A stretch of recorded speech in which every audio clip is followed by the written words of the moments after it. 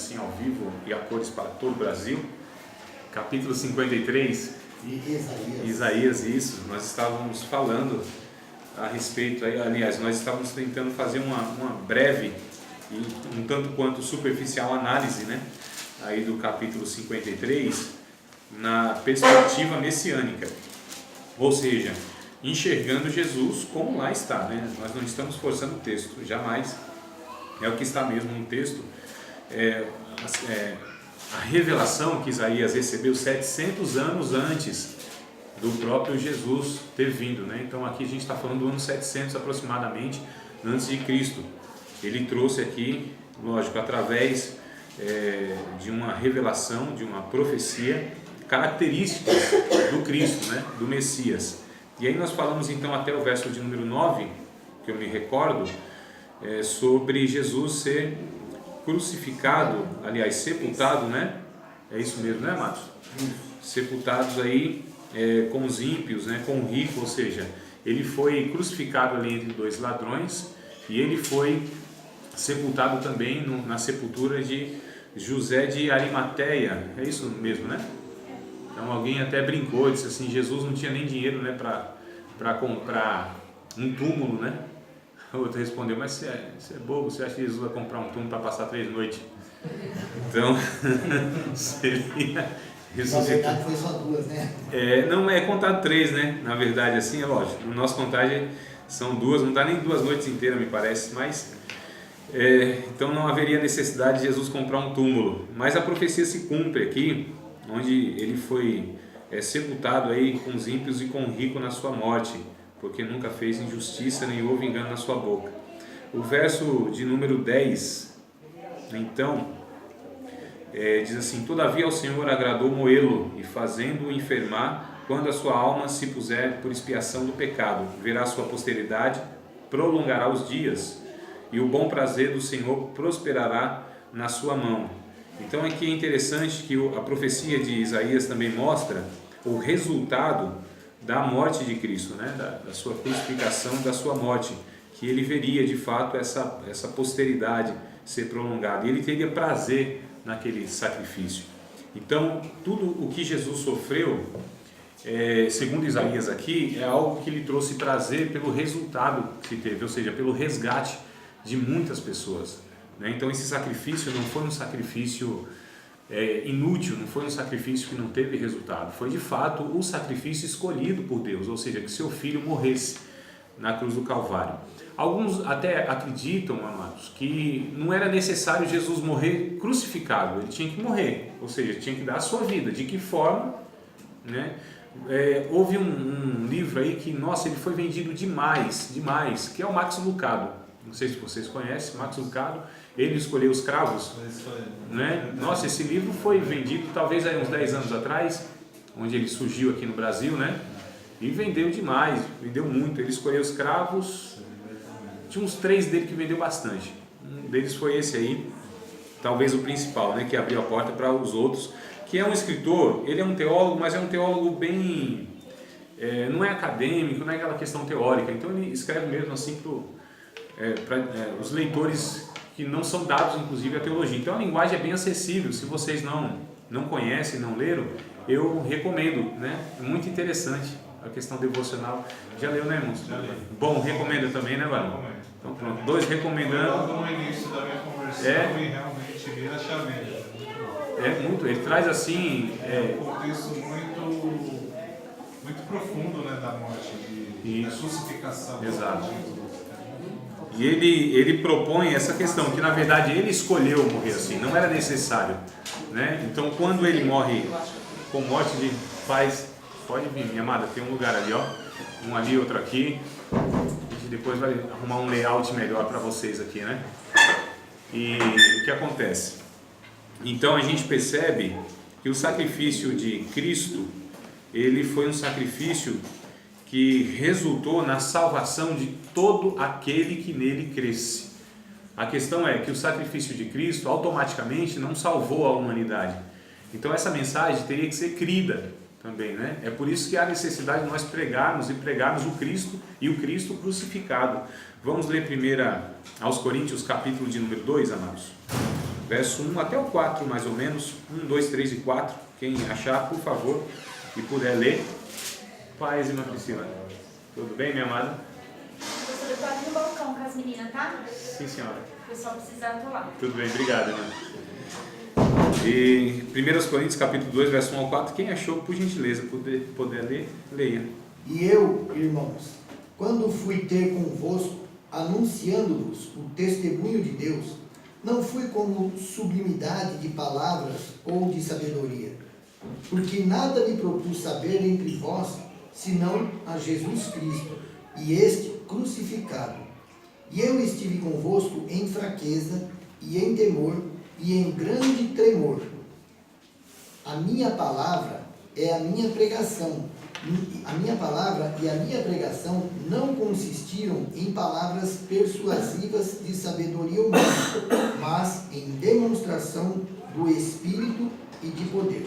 Isso, então a gente percebe que o próprio apóstolo Paulo, ele poderia, amados, ter usado na exposição da sua pregação filosofias como de fato ele fez em algumas ocasiões, né? Aqui ele estava se dirigindo aos coríntios, que era acostumado de fato com diversas filosofias, né? Era uma metrópole que já tinha sim informação de muitos argumentos filosóficos. Ele foi lá em Atos dos Apóstolos, no Areópago, que era um local de discussão, onde inclusive ele se deparou com filósofos, né? Epicureus e estoicos e tal, que o texto vai dizer.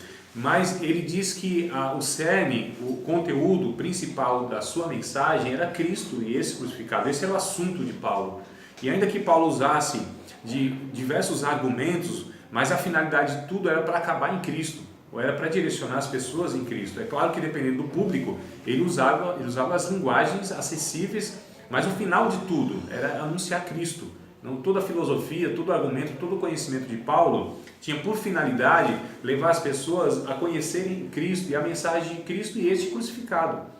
A própria carta de 1 Coríntios, capítulo de número 1, versículo de número 18, se não me falha a memória, 18, 19, 20, 21, a gente pode até ir lendo aí, a gente percebe que Paulo ele vai fazendo aí essa análise e essa proposta de que, olha, na verdade, Deus, ele pegou os sábios na sua própria sabedoria, né? Ou seja, esse intelecto, essa capacidade humana, e fez com que isso fosse uma pura ignorância, porque a mensagem de Cristo e esse Cristo crucificado é o poder de Deus para salvar o ser humano. Essa é uma mensagem tão simples e não é tão sofisticada, meio em tanta elaboração de argumentos acadêmicos e tal. Então, essa é a mensagem que sustentou a igreja. Essa é a mensagem que salva a humanidade e essa é a mensagem que o Espírito Santo usa para transformar o coração do ser humano. É tão simples, amados, que infelizmente muitas igrejas têm tentado florear o negócio, enfeitar o pavão, não é? Colocando mensagens aí como se a própria exposição, a narrativa, o fato de Jesus morrer na cruz do Calvário substituindo o pecador, parece que não é mais suficiente na cabeça de alguns líderes, de alguns cristãos, de alguns pregadores, de alguns professores que tentam muitas vezes. Amados, eu até peço para vocês que se algum dia eu vim aqui numa aula, independente da matéria, é claro, de repente a gente pode ter uma matéria tão técnica que não entre tanto, mas assim, eu passar quase 2 horas falando, irmão, das Escrituras e Jesus não entrar nessa conversa, vocês podem falar, André, o que está acontecendo com você?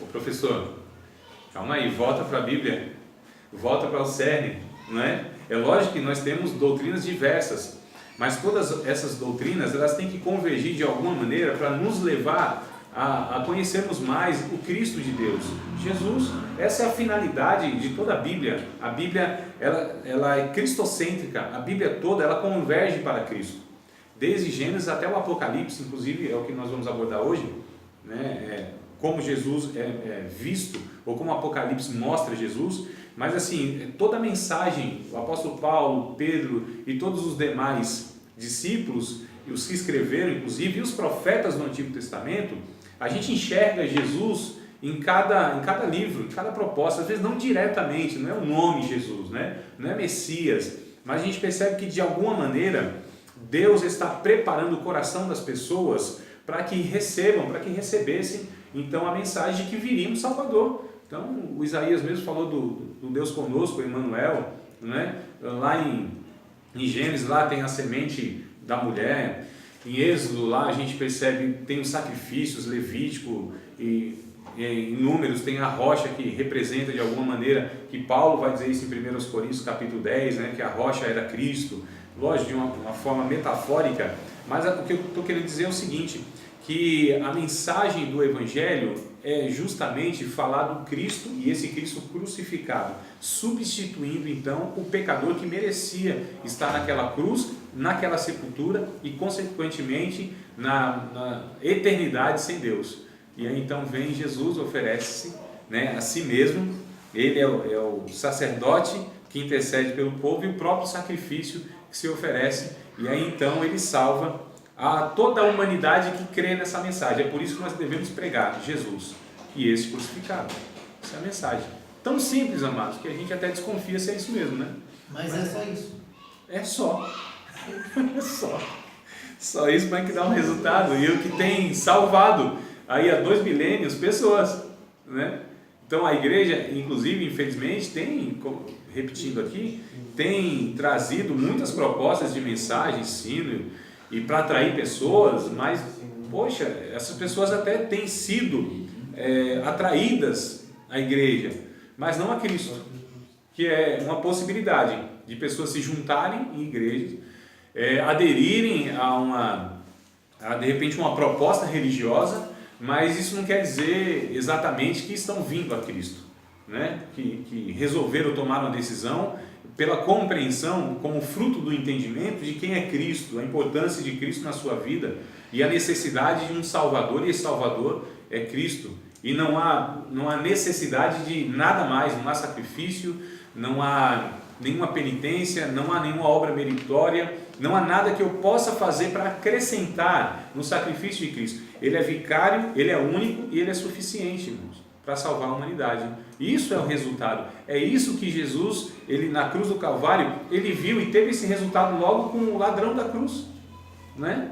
Já olhou para ele, observou a vida dele, o comportamento dele, e ali já foi, vamos dizer assim, o primeiro salvo, talvez, né? Talvez, quem sabe. Mas a questão é, o verso 10 traz então que Jesus, ele teria aí o prazer de ver o resultado da sua obra, da sua vida. Então ele morreu como injusto, eu acho que eu tinha falado para vocês na aula passada, quem recorda, ele morreu como injusto. João capítulo 16, eu trouxe, não foi, esse texto? 16, 8, 9, 10. Isso, então se um lembra é porque eu falei. Né? Pagou a dívida de todos nós, 1 João capítulo 2, verso 1 e 2, eu falei também? Sim.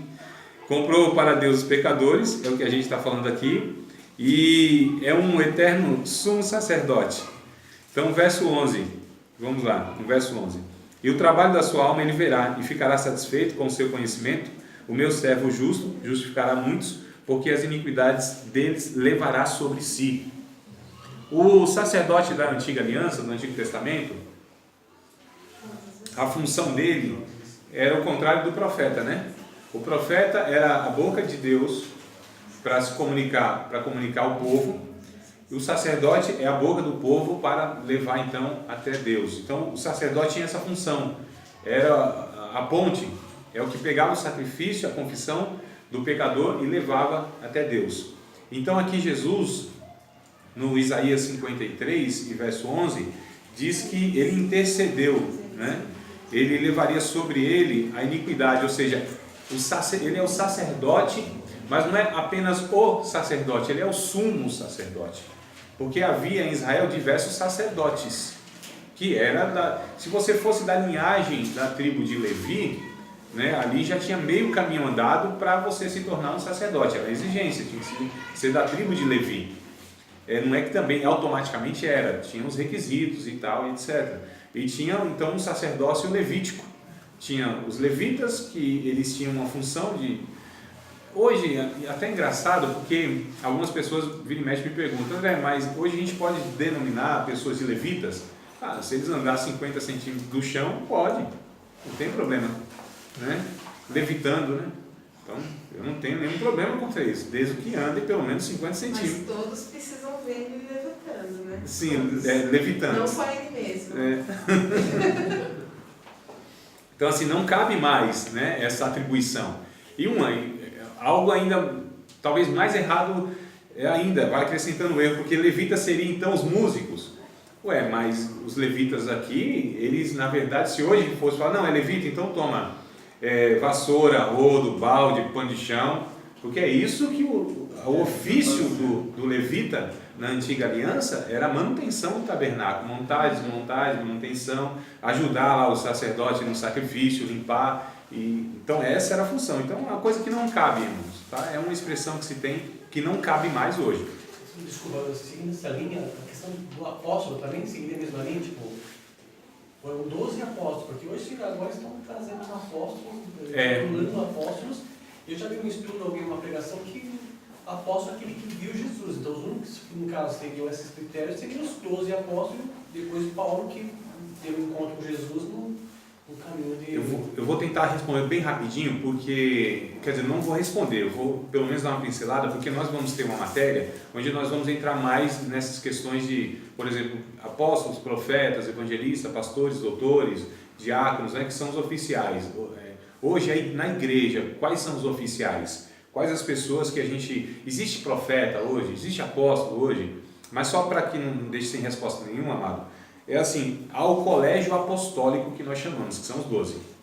Né? Então, não tem como, são os 12 lá, são os que Jesus escolheu. Paulo, ele mesmo diz como um abortivo, fora de tempo, mas de fato, o capítulo 9 de Atos diz que ele era um vaso escolhido e para esse colégio apostólico. Então, eu acredito até, foi acho que me perguntado ontem, me parece, sobre Matias, porque Matias é o que entra lá, né? Lá em Atos capítulo 1 e tal. E a gente precisa ter uma análise um pouco mais completa, por isso que é um pouco superficial o que eu vou falar aqui. Mas assim, existe o colégio apostólico. Existe os apóstolos? Sim. Nesses moldes de hoje? Não. Então mas é lógico que a gente vai entrar em detalhes. Ela falou, irmã Meire, pode vir, minha amada. Foi revelamento que eu tive. Irmã Meire. Então, por favor. Estou beijado. Tem algum espaçozinho aí para irmã sentar aqui? Pode ser, ó, se puder ajeitar. Não fez nada de errado. Não, amado, fez certinha. Pode, servo de Deus, pode vir também. Cada um lugar. Pus a louça aí, mas você nem usava, né? Não, mas obrigado, varão. Obrigado. Hoje eu não vou usar. Quando eu for usar, eu dou um toque eu mesmo. Legal. Aí tem um cara chamado Pochete, que é palmeirense, aí você pode pedir para ele. Eu pego para você. Para orar por ele? Não, também. Ora Precisa de oração. Ora pela vida do Pochete mesmo, que ele está... Tudo bem, varão. Tudo bem. Obrigado, amado. tá se achando. Então tem o colégio apostólico, amado, para a gente não perder o fio da meada. O colégio apostólico são os 12. Há apóstolos, sim, mas esses moldes não. Né? Apóstolo, a gente entende, e é lógico, eu vou trazer para vocês textos bíblicos, a gente vai trabalhar, né, com mais base bíblica. O apóstolo hoje, nós entendemos que é o missionário, é o apostelo, é o enviado. Então, o missionário, sim. Agora, o apóstolo, como tem hoje, nos moldes de hoje, não. Mas a gente vai trabalhar com mais base bíblica. Né? Sei que talvez não deve ter satisfeito aí a pergunta, a questão. Aleluia, glória a Jesus. Então, vamos lá, amado. Você não já estava. Respondendo, existe, mas não existe. Sim, não, mas antes disso. O sacerdote, né? Então o sacerdote, ele tinha essa função de estar levando sacrifícios, ou seja, ele intercedia pelo povo. E havia o sumo sacerdote que era um só. E ele tinha lá os critérios, que ele tinha que entrar com 25 anos no ministério sacerdotal, se aposentava depois de 25 anos, ou seja, com 50. Então era um só, e uma vez no ano ele entrava no santuário para oferecer sacrifício por toda a nação. E ele era um oficial do culto, como os demais outros sacerdotes. Era oficial, não tinha nele sentimentos, e não tinha nem como. Imagina só, um único homem levar emocionalmente a carga de milhares ou milhões de pessoas. Não tinha como. Então ele era um oficial frio mesmo, né? Pegava lá o sacrifício e fazia mecanicamente, até mesmo, acredito, esse ritual. Mas Hebreus capítulo de número 4, versos de número 14, 15 e 16, depois Hebreus capítulo 7, verso 25, vamos ler os dois textos que eu acho que vale a leitura. Vou falar que vale a pena, porque não tem pena nenhuma ler Bíblia, né? Vale a pena ler. Que pena é que tem ler Bíblia, né? Então vamos lá. Hebreus capítulo 4. Thaís, achou? Se puder ler, por favor. 4. Verso 14, 15 e 16. Visto que temos um grande sumo sacerdote, Jesus, Filho de Deus, que penetrou nos céus, retenhamos firmemente a nossa confissão, porque não temos um sumo sacerdote que não possa compadecer-se das nossas fraquezas, porém, um que, como nós, em tudo foi tentado, mas sem pecado. Cheguemos, pois, com confiança ao trono da graça, para que possamos alcançar misericórdia e achar graça, a fim de sermos ajudados em tempo oportuno. Olha só, então o texto de Hebreus vai dizer que o sacerdócio, ou nós temos um sacerdote, e aliás, eu vou falar do sacerdócio, que é uma coisa, o sacerdote é uma coisa, o sacerdócio é outra, né? Mas nós temos um sacerdote não à semelhança da antiga aliança, ou seja, aquele que não pode se compadecer das nossas necessidades, mas um como que em tudo foi tentado, mas sem pecado, é o detalhe, né? Ele sim pode nos ajudar e nós podemos nos aproximar através dele ao trono da graça para que possamos alcançar misericórdia e achar graça, a fim de sermos ajudados em tempo oportuno. Olha que coisa interessante, amados. Então, o sacerdote de Jesus, ou sumo sacerdote de Jesus, ele de fato hoje, ou após a sua crucificação, morte, ressurreição e ascensão, ele está no céu, diante de Deus, intercedendo por nós. Olha que coisa interessante. E ele intercede com toda a propriedade, porque ele sofreu todas as angústias, os dramas, né, humano. Então Jesus, nós falamos como humano, teve fome, teve sede, sentiu solidão, passou todas as angústias que o homem passou. Então, com propriedade, ele intercede por nós, ele se compadece de nós, ele sofre conosco. Não é esse sumo sacerdote da antiga aliança mecânico, é aquele que quando nós oramos a Deus, ele intermedia aquilo com toda a propriedade. É mais ou menos uma ilustração que alguns usam, que quando se achega a Deus Pai, dizendo, olha, Senhor, fulano, aqui o teu filho, ele está passando isso e isso, eu sei muito bem o que é isso. Então a propriedade é muito maior, ele se compadece, né? De fato, ele toma sobre si as nossas angústias, nossas tristezas, ele carrega em si toda essa angústia, todo o sofrimento humano. Então isso é muito interessante, porque nós não temos um Deus impessoal, um Deus que é um ser distante, um Deus que não se relaciona. Nós temos um Deus, amados, inclusive que se fez um de nós. Olha que coisa interessante, ele se fez um de nós. Ele se identificou conosco, né?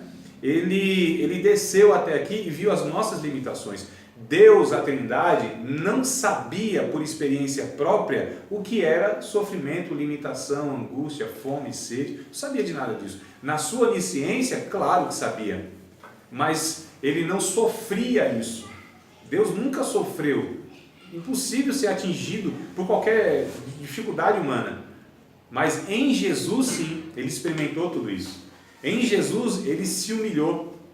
E ele padeceu tudo que o ser humano padece, não é? De uma forma inclusive mais intensa, angústias, solidão, como eu falei, traição. Então quando a gente muitas vezes vai orar a Deus pedindo um consolo, Deus vai nos consolar da mesma forma que consolou seu filho. O livro de Hebreus diz isso. Então nós temos esse sacerdote aí que se compadece de nós. O capítulo 7 de Hebreus, verso 25, ele vai dizer também mais ou menos isso, ou seja, que esse sumo sacerdote, Jesus, ele intercede por nós no céu, para todo sempre, né?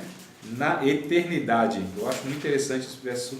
Todo o capítulo 7, na verdade, vai tratar de Jesus como sendo sacerdócio, ou sacerdote. Portanto, pode também salvar perfeitamente os que por ele se chegam a Deus, vivendo sempre para interceder por eles. Está falando aqui de Jesus, né? Que é o sumo sacerdote. No verso de número 11, olha que coisa interessante. 11 e 12. De sorte que se a perfeição fosse pelo sacerdócio levítico, porque sob ele o povo recebeu a lei, que necessidade havia logo de que outro sacerdote se levantasse, segundo a ordem de Melquisedeque, e não fosse chamado segundo a ordem de Arão, porque mudando-se o sacerdócio, necessariamente se faz também mudança na lei. Mudando não é o sacerdote, é mudando o sacerdócio. o Jesus, ele era da tribo de Judá, não tinha nada a ver com Levi, a tribo de Levi. Então aqui é uma outra ordem de sacerdócio, é a ordem de Melquisedeque, né? É a origem de Melquisedeque. E quem é Melquisedeque na tipologia? É aquele que não tem princípio nem fim de dias. É o sacerdote que o pai dos hebreus, o pai dos crentes, o pai da fé, o Abraão, pagou o dízimo. Foi abençoado por ele, né? Então Jesus é de um sacerdócio muito superior a esse levítico, que inclusive veio bem depois do Melquisedeque. Melquisedeque, então, ele prefigura aí, tipifica o próprio Jesus, esse como sendo o representante de Deus mesmo, né? Melqui é rei, né? Sedeque é justiça, então é rei de justiça, que também é rei de Salém, ou seja, rei de paz. Está escrito no capítulo 7 de Hebreus, não sei se vocês já leram. Bom aí, tarefa de casa, final de semana, pode ir. Aí capítulo 7 e capítulo 8 de Hebreus, vocês vão ter informações muito preciosas a respeito disso aqui que a gente está falando, né? Então vai enriquecendo a compreensão à medida que vocês forem lendo aí, que eu não vai dar tempo aqui de eu estar trazendo passagem por passagem, versículo, discorrendo e comentando e tal. Mas a gente percebe que Jesus, então, é esse que o Isaías 53 diz que é aquele que leva sobre si, então, as angústias e o pecado de todos nós. Ele é o justo e ele é o justificador. Ele subjugou o império do mal, né?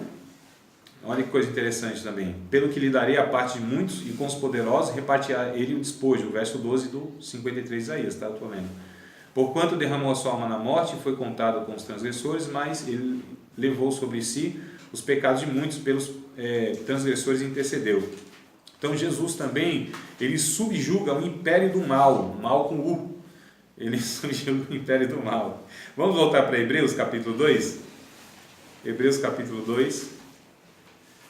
Verso de número 14, 15 e 16. Não devia nem ter deixado lá o Hebreus, né, irmão?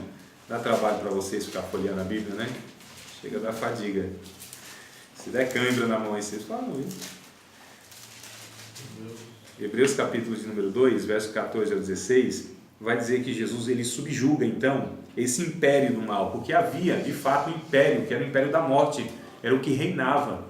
Antes do sacrifício de Jesus, o império da morte reinava. O diabo arrastava, né, todos os seres humanos pela morte. Então a morte, inclusive, amados, não era só a questão da morte física, era essa tormenta da morte eterna. É lógico que havia salvação na antiga aliança? Não, na antiga aliança não havia. Havia salvação na antiguidade? Havia. E como? Por crer em Cristo. De que forma que Deus salvava lá na antiguidade? Por meio de Cristo, por meio de Jesus, por meio do Messias, pela fé. A salvação sempre foi pela graça por meio da fé. E a fé em quem? Em Cristo. E o sangue de Cristo sempre foi o preço a ser pago. André, mas calma aí, como que era então no Antigo Testamento? O próprio Hebreus capítulo, irmãos, Hebreus é rico demais, a gente já está percebendo aqui, quantas vezes eu já citei Hebreus, né, nessa questão da cristologia. É muito rico e traz assim, coisas, porque vai comparando, né, Antiga Aliança, Nova Aliança, então Jesus aparece como superior a todo mundo, aos anjos, acho que eu falei na aula passada, aos anjos, a Moisés, a Antiga Aliança, a Levi, ele é superior a tudo e a todos, ao novo concerto e tal, né, ele trazendo. Então, o que acontece? Eu estava falando o que mesmo, irmãos? Hebreus 2. Sim, Hebreus 2, Império da Morte como salvador. Não só para saber se vocês estão acompanhando assim o pensamento, estão se dispersando, né? Não, eu estava esperando você concluir para eu fazer uma pergunta, aliás. Então, conclua? Não faz o que quer fazer agora? Não, pode concluir. Então, tá bom. Talvez eu conclua só na próxima aula, mas estou brincando, estou brincando. Eu sou paciente. Tá, então vamos lá, ó, que virtude boa. Então, amados, o que acontece? Jesus aqui, a antiga aliança, melhor dizendo, ela não salvava ninguém. As pessoas eram salvas da mesma forma que são salvas no Novo Testamento, que é por meio de Cristo. Hebreus capítulo 11 vai dizer isso. Todos esses heróis, né, que está lá listado, e todos os servos de Deus, as servas de Deus da antiguidade, eram salvas crendo na vinda do Messias.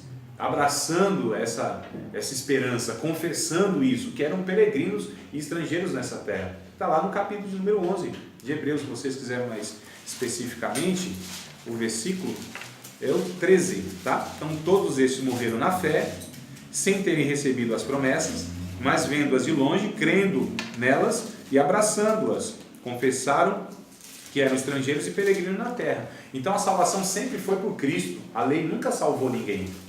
A lei era incapaz e insuficiente de salvar. Não era a lei em si, eram as pessoas que não atendiam aquele padrão que era muito alto. Não havia como o ser humano estar satisfazendo a lei de Deus. Se fizesse, era salvo, mas não houve. Essa é a questão.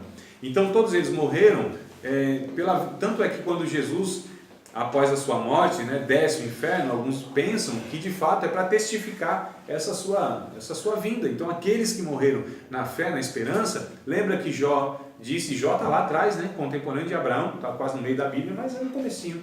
A história dele se dá lá entre Gênesis talvez 11 e no máximo 12 ali também. E aí ele diz, olha, eu sei que o meu Redentor vive, o meu resgatador ele vive, e ele se levantará sobre a terra. Então é interessante nós sabemos aqui que salvação sempre foi por meio de Cristo, amados. Sempre foi por causa do sacrifício de Cristo. E essas pessoas mesmo morrendo, sem Cristo ter vindo, mas o fato de crerem na mensagem do Evangelho, e o Evangelho foi pregado, inclusive Gálatas, Paulo vai falar isso em Gálatas, que foi pregado ao primeiro crente, o Abraão, ele foi o primeiro crente, e a ele foi pregado o Evangelho. Lá em Gálatas está escrito isso aí, e parece que é o capítulo de número 3 ou 4, tá certo? Bom, eu falo, irmão, tem que mostrar, né, se é exatamente isso. Paz, pastor. Amados. Que devemos a tão grande honra. Você permite corintiano aqui? Eu sou corintiano. É que Eu acho que a maioria aqui Tem que acho dar uma vou sair. postura pra ele. Não, ele também é corintiano. Pastor, é todo mundo da fiel, aqui é fiel. Não, eu não sou é fiel, crente. não. Não, então não é. Deus é fiel. Deus abençoe vocês. Aqui está acomodado. Sim, tá pastor. Alguma coisa a Bem mais. melhor. A gente ainda está se ajeitando, mas está ótimo. Está Se ótimo. precisar de qualquer coisa. Só vamos precisar trocar essa lâmpada aqui. Tá precisando mesmo. Tá legal, né? É. Vamos Semana lá, que você vem. passa o feedback. Sim, a gente resolve. Obrigado, pastor. Deus abençoe vocês. Então, Gálatas, amados. Gálatas. Deixa eu ver aqui que eu já trago para vocês a. Alguém achou aí já? Não, eu vi algum. Gálatas o quê? Não sei, eu também estou achando aí. Tá bom, irmão Ricardo? Que esse é o capítulo 3 mesmo, verso de número 8, tá? Meu Deus, que bênção. Verso número, para entendermos melhor, o verso número 6, 7 e 8 e 9, inclusive, não, 10 não, só até o 9 mesmo. 6, 7, 8 e 9 do capítulo 3. É o caso de Abraão que creu em Deus e isso lhe foi imputado como justiça. Olha só, ele foi justificado pela fé. Sabei, pois, que os que são da fé são filhos de Abraão. Ora, tendo a Escritura previsto que Deus havia de justificar pela fé os gentios, anunciou primeiro o Evangelho a Abraão. Olha só, dizendo: todas as nações serão benditas em ti, de sorte que os que são da fé são benditos com o crente Abraão. Não é nem como o crente Abraão, né? É com o crente Abraão. Então ele que ouviu o Evangelho e todos os outros ouviram o mesmo Evangelho. Que Evangelho é esse? A boa notícia. Qual é a boa notícia? Que Jesus viria para resgatar. O rei virá, né? O rei veio. Crede no Evangelho. O reino de Deus está próximo. Nós já falamos, eu acho, em alguma aula sobre esse texto de Marcos. O reino de Deus está próximo. João Batista veio pregando isso, o próprio Jesus veio pregando a mesma mensagem. O reino de Deus está próximo. Não é próximo na vinda, é próximo de proximidade, de acessibilidade, de proximidade mesmo, né? Então eles acreditavam nisso, morriam nessa fé. E aí esse sacerdote, Jesus, que é o sumo sacerdote, ele é tipificado aqui no caso do capítulo 7 de Hebreus como sendo esse da ordem superior ao Levítico, a ordem superior à lei. Ele é antes da lei, ele é superior à lei. Esse sumo sacerdote que nós nos relacionamos pessoalmente, né? Ele se relaciona um por um, Deus pessoal, o Deus conosco, o Emmanuel. Eu acho muito interessante essas expressões, Porque alguns têm a ideia de que Deus ele trata no coletivo, ou então trata com meia dúzia de gatos pingados ungidos, né?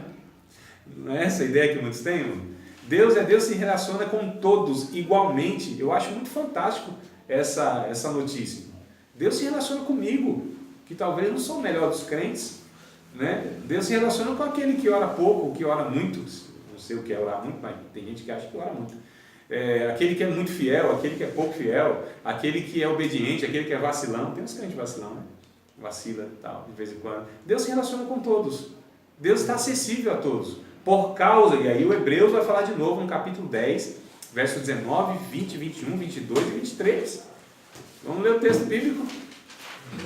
Hebreus capítulo 10, verso 19. Temos, pois, irmãos, ousadia para entrar no santuário de Deus pelo novo e vivo caminho que Ele tem nos consagrado, pelo véu, isto é, pela sua carne.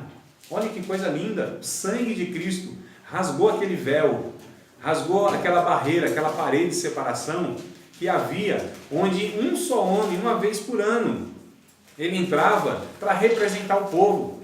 Então, quando Jesus morre, inclusive, o texto do Evangelho vai dizer que o véu se rasga de alto a baixo.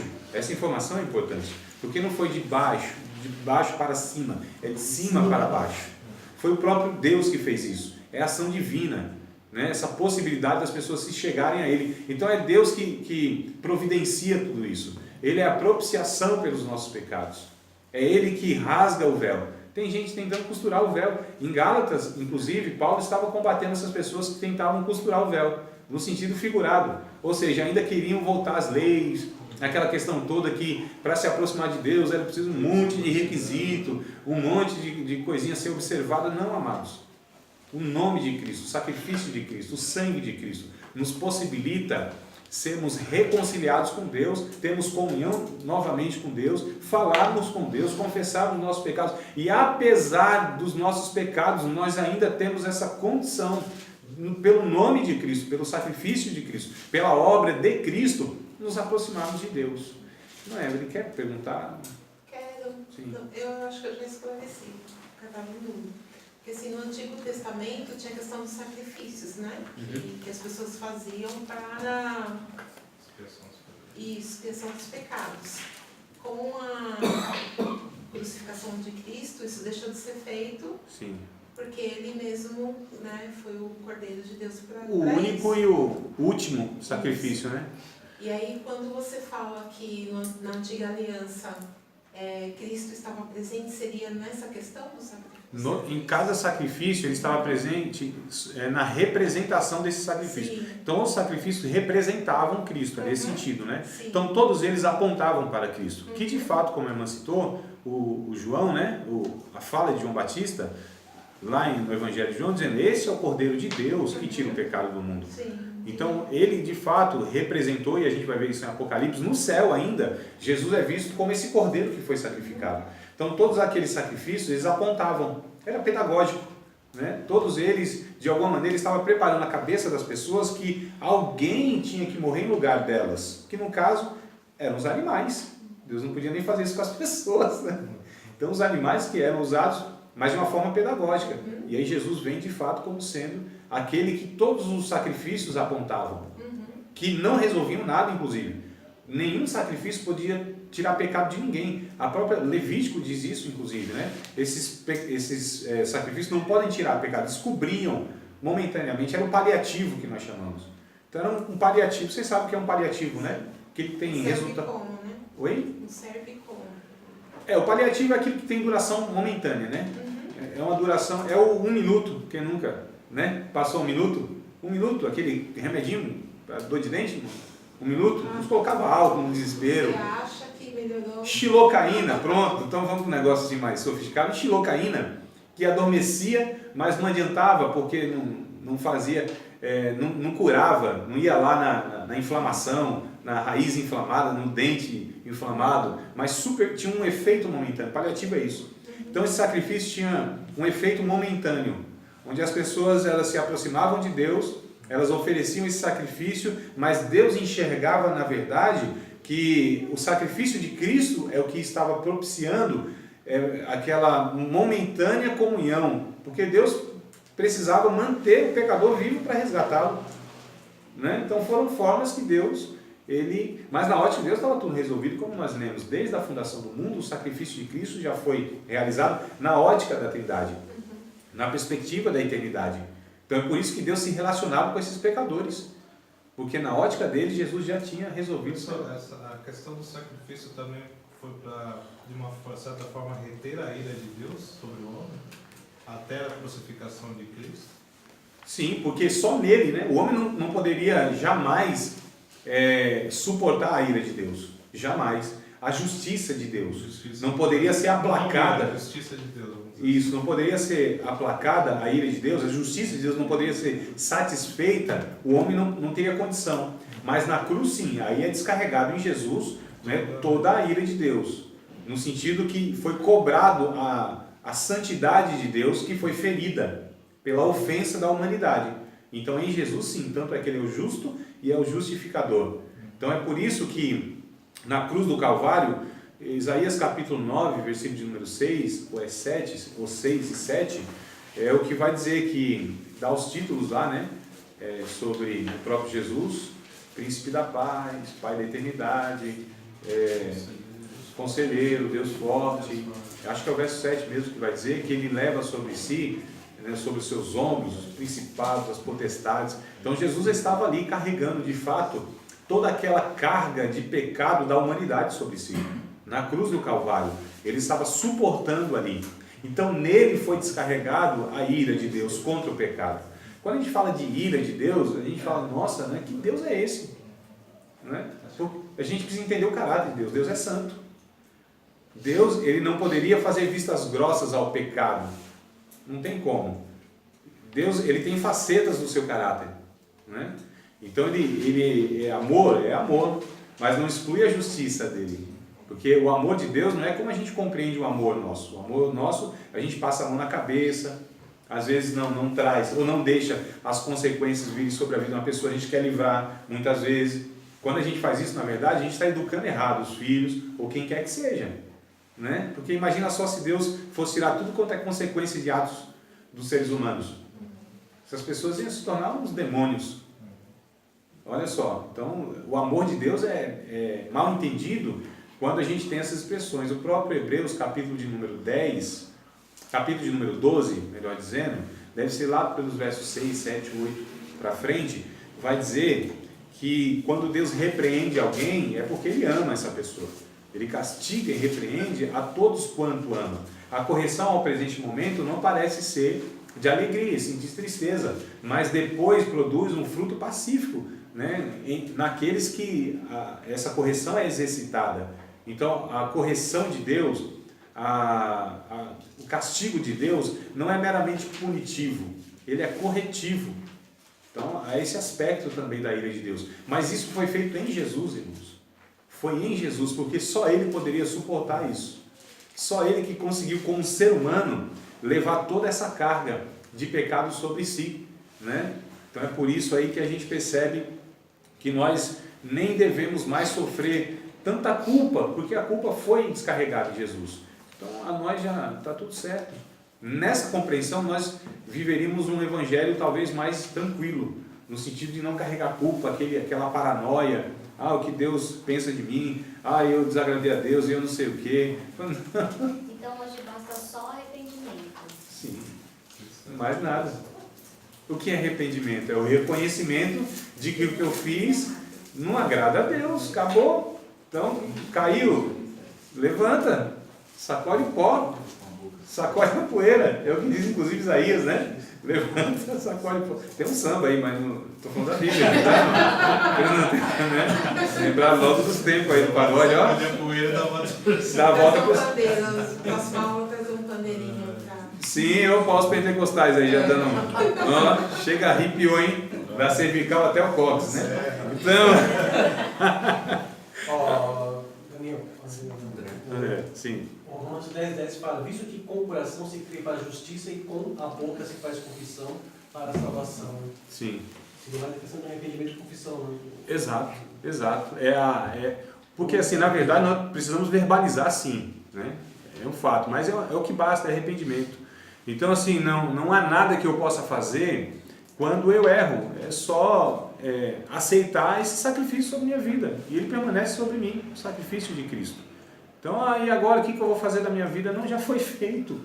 Jesus já fez. Então, errou, pecou, a natureza que está introjetada em nós, a natureza que foi gerada em nós, já nos leva a esse incômodo de que a gente pecou. E aqui é um sinal que o Espírito Santo está trabalhando na nossa vida, nos trazendo tristeza. Segundo aos Coríntios, capítulo 7, versículo de número 10, vai dizer isso. Que a tristeza, segundo Deus, opera o arrependimento, da qual ninguém se arrepende de ter passado essa tristeza, que é uma tristeza diferente do mundo, que opera a morte, segundo aos Coríntios 7 e 10. Eu pensei que vocês estavam vindo para ver. Olha que coisa interessante. Então o Espírito Santo vai gerando isso. É o próprio Espírito Santo que vai gerando isso em nós.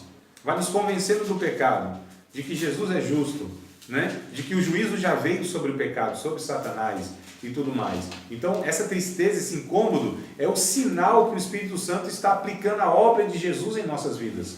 E aí a gente já sente a tristeza, aí já vai falar: Senhor, me ajuda. Senhor, eu quero te servir. E aí a gente chama isso na teologia de santificação. O Espírito Santo está nos santificando. O que é a santificação? A santificação é onde o pecador, quando erra, não desiste de Deus. Não fica preso e amarrado no pecado. Não fica aprisionado pelo pecado. O pecado já não tem poder sobre ele. Ainda tem influência. Porque nós vivemos ainda nesse mundo onde a ambiência, o ambiente da criação ainda é essa questão que não foi resgatada. Diga, André, tu queria falar alguma coisa?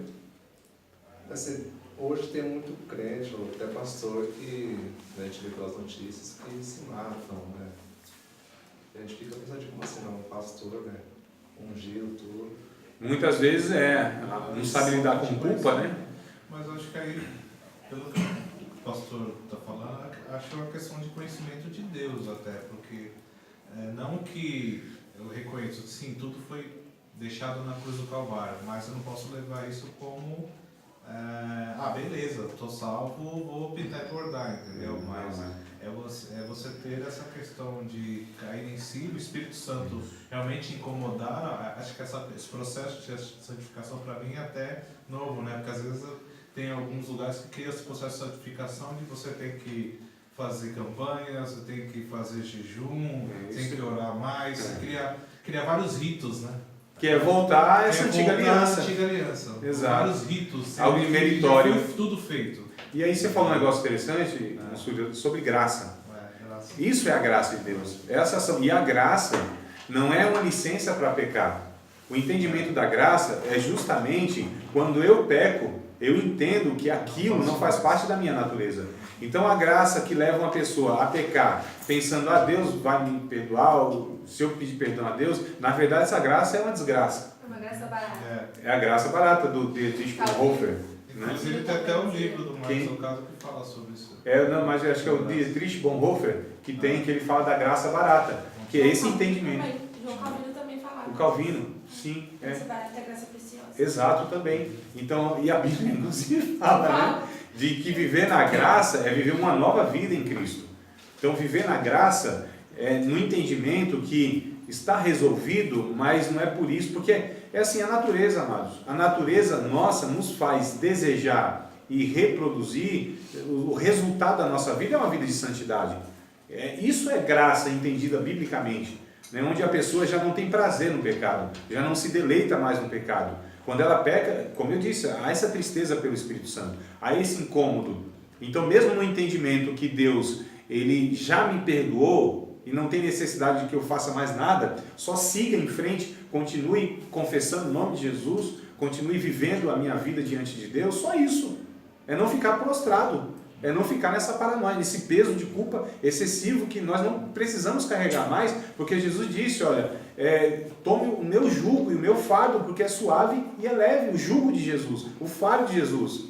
É essa questão leve, onde nós vencemos e triunfamos sobre o pecado, sobre o poder do pecado. A influência do pecado é uma realidade ainda, mas a gente vai de glória em glória, de fé em fé, na mesma imagem, como pelo Espírito do Senhor, sendo transformado em imagem e semelhança de Cristo. Isso é o significado de santificação bíblica. É uma pessoa que está crescendo em Cristo, apesar de cometer erros, porque a ótica de Deus sobre essa pessoa é que é santo.